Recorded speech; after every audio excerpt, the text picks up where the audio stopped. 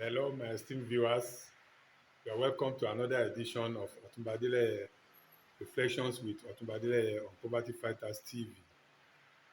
I greet you wherever you are and at whichever hour you are around the world. Once again, we are here to discuss briefly and show you many other things that have been happening in our family of poverty fighters. One very important thing happened to us recently. As you know, with our poverty fighters mandate, we are fighting poverty through agriculture, through entertainment, through affordable housing, and through sports. So recently, the International Human Rights Commission on Housing uh, decorated the president of Ikeja Chamber of Commerce, Industry and Agriculture, Dr. Ambassador Edward Olutoke, with the honor of being the director of housing projects for human rights, International Human Rights Commission in Africa. And this was an occasion that was graciously attended by all the parastatals, all the officers, all the authority of uh, the International Human Rights Commission of Africa. The program took place in Abuja, the federal capital city of Nigeria, that is at Sharon Ultimate Hotel. Well attended, and the award was really worthwhile. Ambassador Olutoke, as you might have known, is a great mind in this generation. We are very proud of him. He's been doing wonderful things, and for him to be recognized and be given the directorship position for Africa on housing, affordable housing, it means we have even not started. We are looking forward to a greater time with him in this new capacity. He has earmarked so many programs. The agenda for the program is one that is going around Africa, how to provide affordable housing for our people. As you know, we are poverty fighters, and the moment you own a house to yourself, you are no more a poor person, because the aggregate of a poor person is somebody who has no roof over his head or her head. That's the beginning of poverty. Once you continue to pay as a tenant anywhere, you are still a slave to the person that owns the house. So we are very excited. I will let you have a glimpse of what happened on that day and how the whole program went. This is the reason why I take today's program and consequent programs. We are going to be dealing very much on housing. We have dealt so much with agriculture. We are now on housing. And with this new appointment of our president, Dr. Ambassador Edward Eyitayo Olutoke, we are looking forward to a greater time in the housing deficit in Africa. Let me remind you that Nigeria alone is in deficit of 17 million housing units. I think this is not only embarrassing but almost unattainable. But with our new director in the saddle of things, we know that we have not just started. So I welcome you to this program. Enjoy yourself. Happy viewing. Thank you.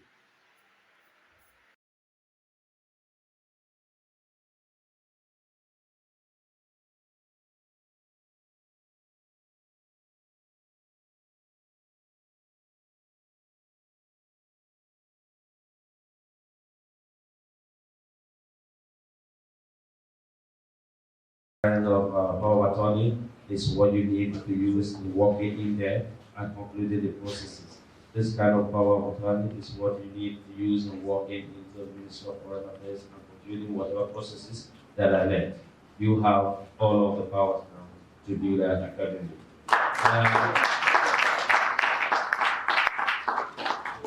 The man who took the microphone from me mentioned his name. I have not mentioned his name yet, so I want to mention his name.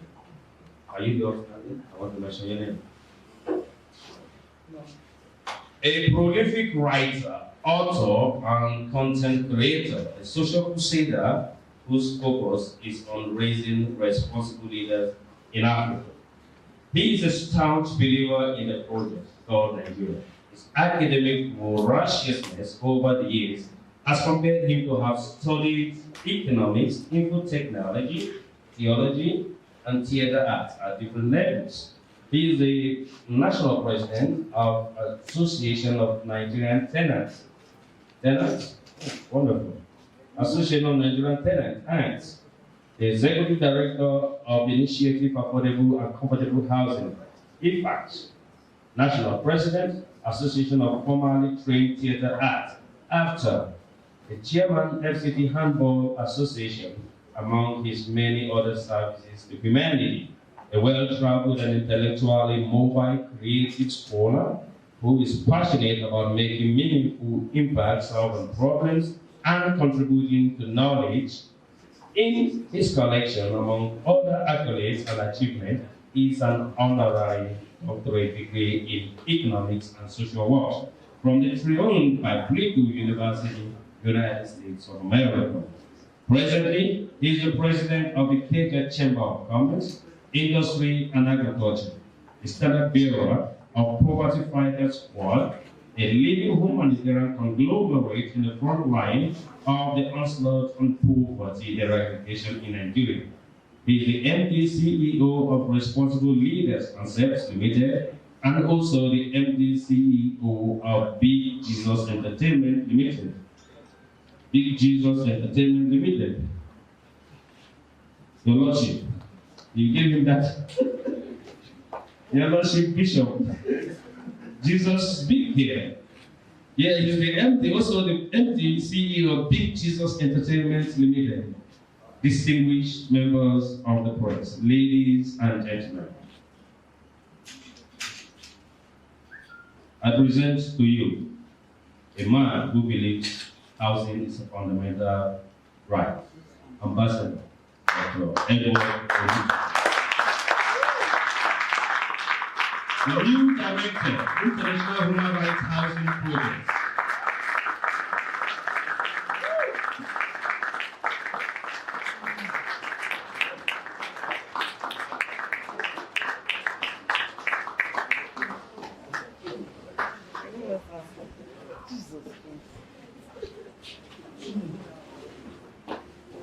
Standing ovations don't end until he sits down.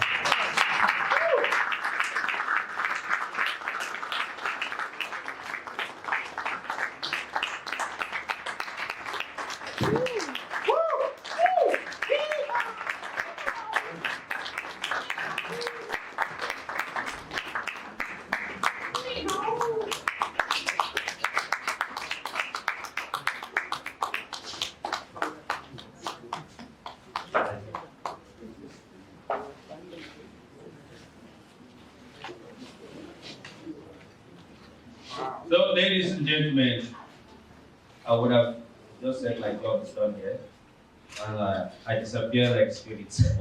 You wouldn't know when I walk out. But the question and answer session, Chief Faith is here. His Lordship Bishop Gilles is here, and the new brand director is there. These three people will answer your questions. Before then, Mrs. Bridget Eyumosa is our director of institutional interdependence in the Africa Region headquarters. She's the granddaughter of Idi Amin of Uganda. Okay. Thank you so much. We had a nice time. Thank you again. Okay, so ladies and gentlemen, one more time, please help us celebrate the new director, Human Rights Housing Project. Please a round of applause for Ambassador Dr. Edward Olutobi. Okay, so ladies and gentlemen, this is the point. The floor is open to ask any question, but before then, we'd like to have our director talk to us briefly before we open up to the media and the press members to ask a question. Please, a round of applause. He's going to be speaking to us now as a director. Ladies and gentlemen, please, a round of applause one more time. Thank you. Thank you. Good evening, ladies and gentlemen. Good evening. I don't know how to present it, but just to say thank you to everybody who came to witness this occasion, and to thank God the Almighty for making this day a great day. And it's going to be a great day in your life. Amen. Forget about the time. Something can still happen tonight that will make this day a great day in your life. I feel it to be for you. I was not sure I was supposed to talk, but for me, I want to say a very big thank you to our boss.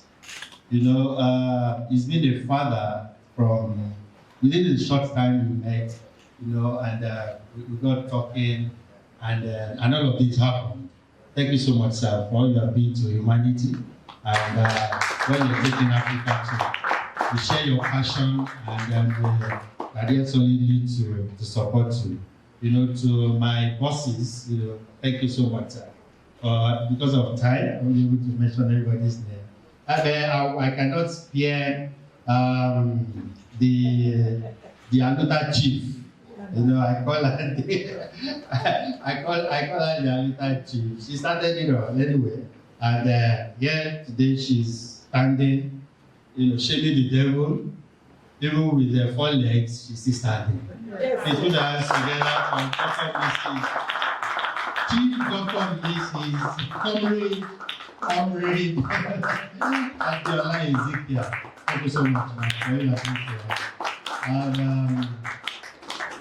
I've known her now for about 20 years, or thereabout.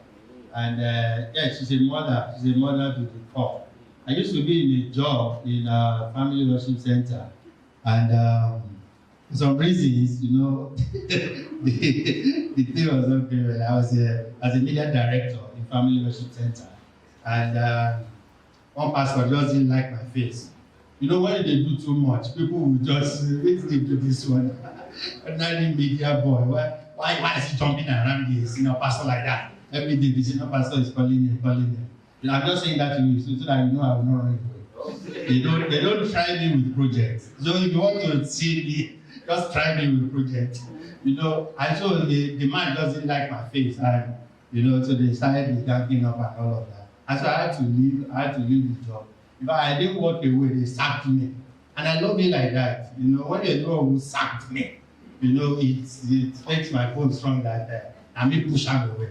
You know, so when you see him somewhere else, you will not regret sacking them. Ladies and gentlemen, this wonderful woman will call you every time and say, "Hello, you don't job, come to the house job." You know, and today she's still standing for us. Please, a round of applause for I don't want to waste your time because I know all of us are business people. This is how we spend our Mondays actually. This place, we just hang out. Business people just come together and we talk about life and we talk about money making. Poverty is a disease. Yes. Hello. Hi. Some of us were created to solve the cancer of the pocket and cancer of the body. But you know, cancer of the pocket is terrible. It's worse than any cancer in the world. You know, in fact, if you don't have cancer of the pocket, you may not likely have cancer of the body. Because cancer of the pocket is terrible. May the Lord not inflict you with the cancer of the pocket. Yeah. It's terrible. Poverty is a bastard. And for us, we believe that we need to talk about these things again and again. You know, if you cannot keep money in your pocket, something is wrong. What does it mean to be poor? A man who cannot meet his daily needs is a poor man. I didn't say daily wants. Daily needs is a poor man. And so, if you find a way to make sure that all the things you need in life, you need a house, then you want a mansion. You need mobility, you need just a car, then you want a limousine. You know, you see the difference between the two, what you want and what you need. No? So it's very fundamental that for a man to call himself a man, he must be able to provide for his daily needs. And we shy away from that a lot in our gatherings. We pretend, especially Nigerians, sir. Nigerians can so pretend. You know, when you are sick, you say, "Oh boy, I'm very strong today." You're not strong, you're sick now. Say, "Please, can you send me 5,000 naira there? I'm very rich." You're not. You know, so we hide these things. We don't say the way it is, and so it looks like we're just romancing poverty in the society. A society of 200 million people, and more than 75% of them are living below poverty line. Less than $2 a day. Something is fundamentally wrong. So the religion that brought us to this level is a bad religion. The social system that brought us to this level is a terrible social system. The political system that navigated us to this point is a terrible one. And unless we do something as shocking as what the International Human Rights Commission is doing right now, we're not going to get out of this problem. So for me, this is an assignment. And when you read somewhere that the Spirit of the Lord is upon me, for He has anointed me to preach the good news to the poor. What is the good news to the hungry? Hello. What is the good news to the homeless? Can we just stop preaching these things? Can we go on the field and start solving the problem? So when somebody is hungry, you don't say, "God bless you." You look for the food and give. Somebody is homeless, you don't say, as it was in the beginning, so it shall be. You look for the homes. And, what is it? It's simple. So when they say poverty, I say, what is this poverty thing now? If you guys are fighting now over 1 million naira, and I just walk in, I say, what's the problem? You say 1 million naira. I say, take 1 million naira. They will defy and say, continue. Don't finish. I don't pursue poverty. So poverty is a timid human being. It lives with us, but we don't just know what to do to push it away. So for me, housing is key. Somebody say housing. Housing. Oh, in the Maslow hierarchy of needs, of human needs, it mentioned, it puts food first, and then it says shelter, and then the clothing. But I think he made a mistake. Because housing was comfort. In actual fact, some of you can go like 3 days, 7 days without food. Yeah. I think we'll fast now. But we will do 41 days. How many of us can sleep outside for 1 day? Shelter is too key. It's too important. It's too fundamental. And these are the things we toy with in our decision making, daily efforts, and what we do. We don't just care about it. God has blessed us with everything good in this country. The weather is fantastic. The sun, we have the sun, we have the soil, we have everything we need. The only thing God has not blessed us in abundance with, ladies and gentlemen, is responsible people. We have too many irresponsible human beings in this country. They are given assignment and they go and sleep. They don't care. And you see them everywhere in the offices, stealing. They don't care. They collect salary every month, yet they cannot do the simple task they're giving them. How can you be a minister of housing and people don't have access to live in? It's a battle. From we registered one of our NGOs in 2010. Basically, the day I saw that they said Nigeria has a housing deficit of 17 million. I said 17 million. Can that be true? So we went out, we registered, and that's when we started Association of Nigerian Tenants, all tenants in Nigeria. And I said to them, if you join this association, in 2 years' time, you must move to your own house.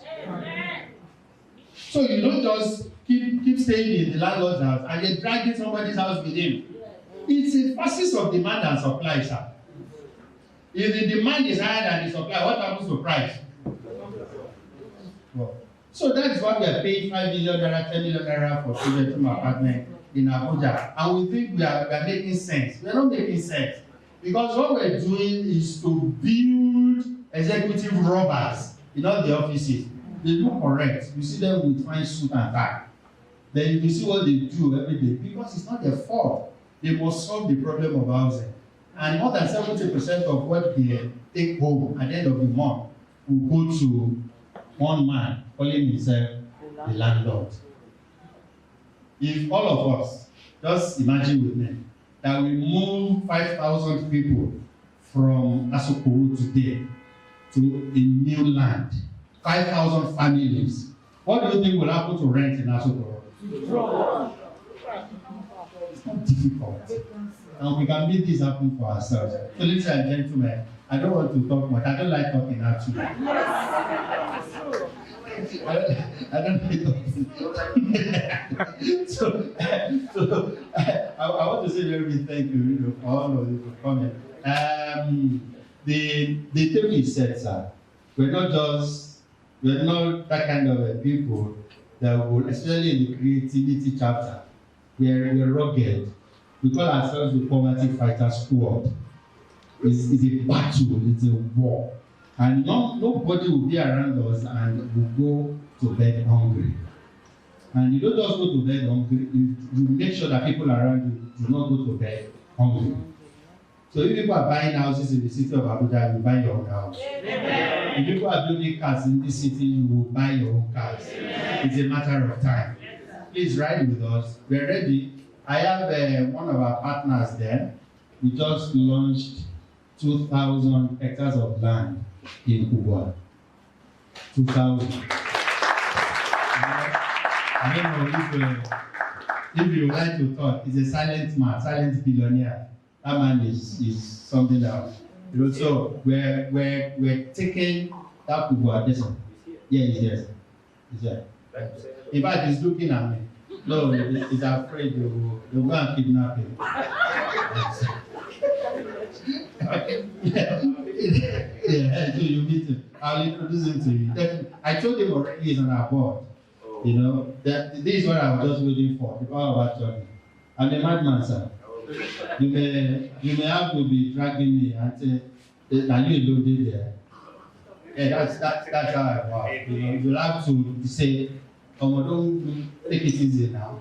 You know, and we're starting something fundamental also. We have a technology, a block technology that can cut your housing cost to like 40%.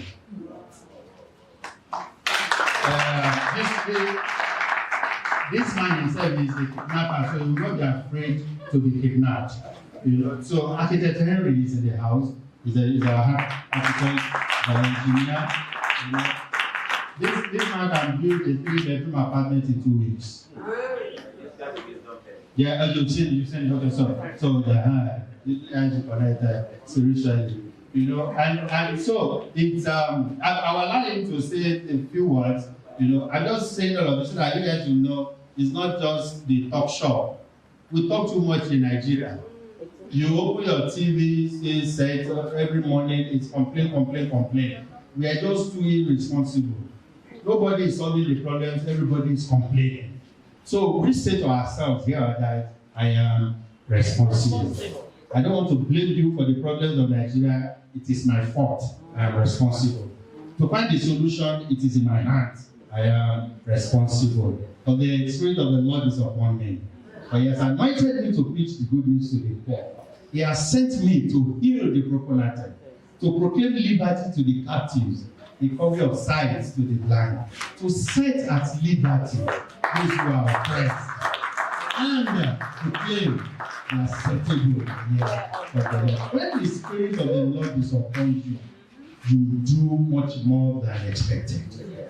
You don't wait for anybody to give you instructions. You wake up in the morning, you stretch yourself, you say, what one more mountain are we conquering today?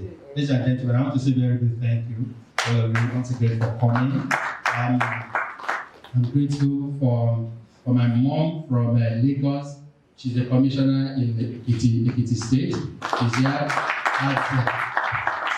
As Your Excellency, thank you so much, ma'am. As Dr. Mrs. Oshido, please, you will read us. Let them see, even if the use of the it's a mother to brought me and she came purposely for this. And our friend also is in the house. She's here today, also is in the house. Please, let's appreciate her. Thank you so much. She came all the way from UK. She lived in the UK, and it came purposely. I'm saying we had in the house the CEO, my boss, the CEO of National Troop of Nigeria. This man is using theater, is using drama, is using dance to change the face of our nation. But please, God bless you so much, sir. Thank you so much for coming. Yeah, is that huh? Yes.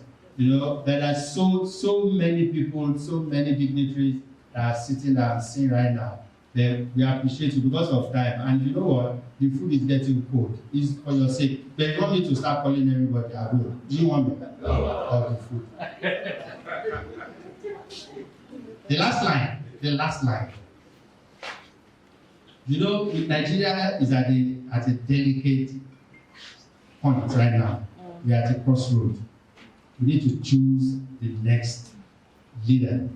A man who will plunge us deeper into the mess or will pull us out of the mess.